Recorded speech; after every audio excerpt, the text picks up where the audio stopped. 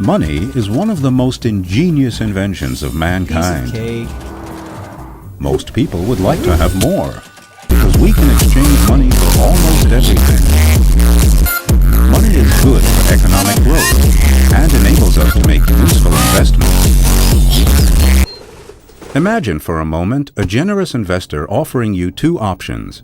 Either you'd receive 10,000 euros every week for a whole year, or you'd get 1 cent in the first week, which doubles every week over the course of an entire year, that is, for 52 weeks. Which would you choose? The first calculation is easy. At the end of the year, you would have 520,000 euros. But what is the end result of the second option? In the second week, you'd have 2 cents, in the third, 4 cents, and in the fourth week, 8 cents. In the 8th week, you'd have €1.28, while the first option already adds up to 80,000 euros. But after the 21st week, you'd have 10,000 euros, just as with the first offer. And after 26 weeks, you would surpass the sum of the first offer. Only a week later, it would already be twice as much. So, how much would that 1 cent have grown after 52 weeks?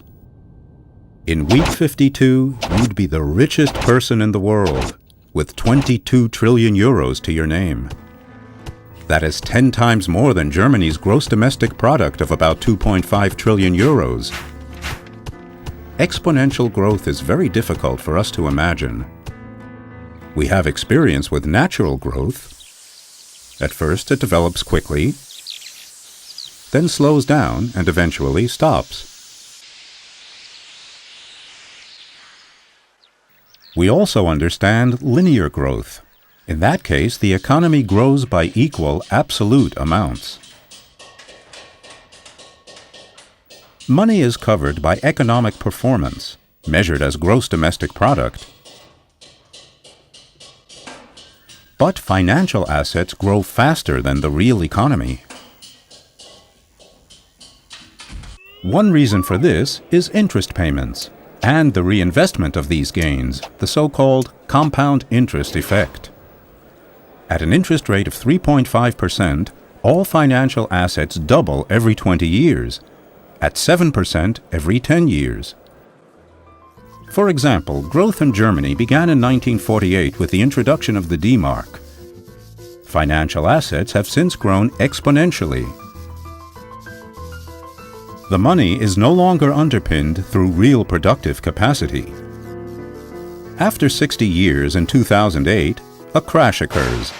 The flaw is hidden right in the system. The next crisis is inevitable. But how does interest get paid? Most people believe that only those who take out a loan from a bank pay interest. They don't realize that the interest any producer of goods pays to the bank, for example on loans for the purchase of machinery, is always calculated into the price of the product. In this way, interest is contained in every calculation and is part of every price, even in the price we pay for milk, bread, and eggs. On average, the price of drinking and wastewater includes 15% interest. Rents, in most cases, include more than 50% cost of capital. On average, at least 30% of all expenditures goes towards interest payments. But who profits from interest? Anybody who saves or invests money receives interest, or to be more specific, a premium for foregoing their liquidity. These interest payments reflect the operating costs of the bank, an adjustment for inflation, a risk premium, and an incentive for the savings account holders for making their money available.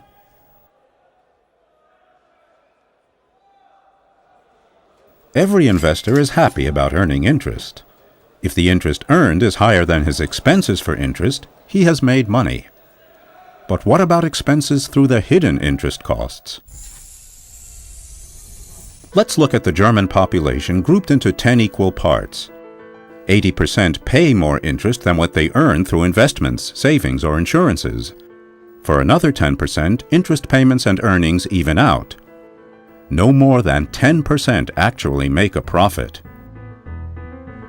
If we just look at the difference, we realize how the middle class bears most of the interest payments. Only the richest 10% of the population benefit. They receive about 60% of all interest payments, passive income that is not the result of work.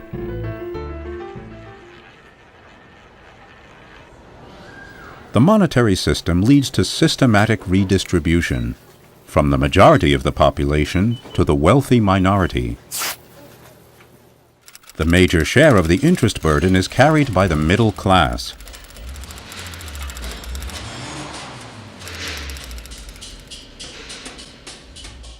And banks profit from everybody's debt.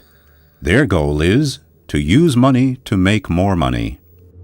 In 2011, the total value of all goods and services worldwide was $70 trillion. But the stock market had an additional turnover of $63 trillion, the derivative market approximately $708 trillion, and the currency market $1,007 trillion. The financial markets are many times larger than their basis, which is the world's gross domestic product.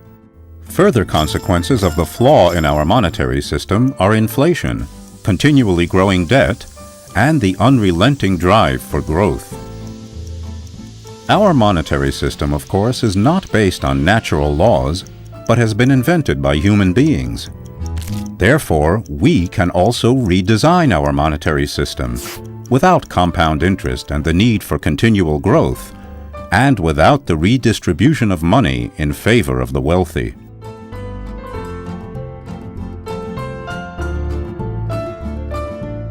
The important question remains, can this be achieved? And if so, how?